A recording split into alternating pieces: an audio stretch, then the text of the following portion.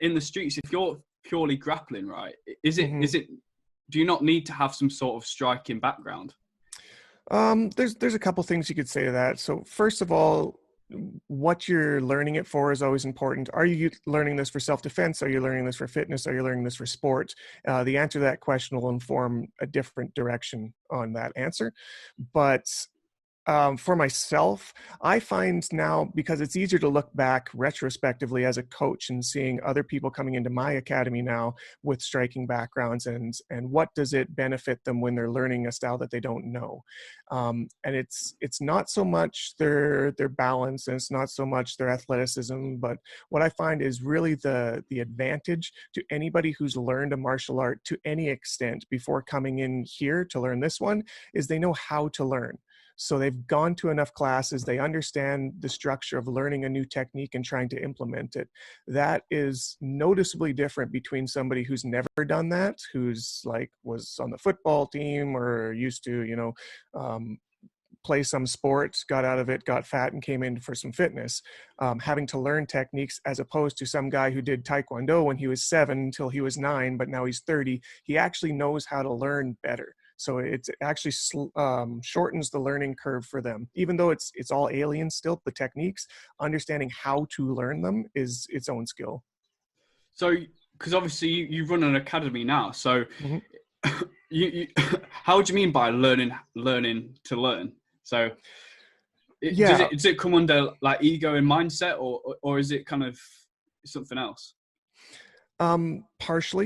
partially has to do with the old adage of emptying the cup, right? Of if you picture your knowledge base as a cup that you fill up with something, once it's full, you can't add anything else. So you'll get some people that that actually works counter, because they won't empty their cup, right? They come in with a black belt in karate and they know martial arts and they're there to show you how good they are. They Right. can't really learn until they give that up. Thankfully, because jiu-jitsu is real, there's no argument. They hit the mats, they get the shit kicked out of them by a white belt girl, and then they have to be like, okay, I got to learn some of this stuff. Um, but knowing how to learn in the martial arts sense is pretty universal from style to style. Even if you're a student in a no touch key Chinese bullshit art where it's like, I'm going to push you over from 10 feet away, Yeah. having the I guess mental wherewithal to be the student is its own path. And like I said, it can be a longer path for somebody who isn't used to that. For example, you'll get people coming into your academy, even though you're the black belt instructor, who are surgeons, who are police officers, who are high ranked in their own discipline, who aren't used to being talked down to, who aren't used to taking Right. orders, who aren't used, they have to change their mindset. And it's one of those things, by attrition, will happen eventually. But if you come in with a student mindset already, it makes that situation much easier and faster and less grinding on your body and your mind. So, so for starting off, having the ability to be taught is really important. Right. Yes, it's something that everybody has to learn anyways. If you come in with a base level of that already, it's going to help.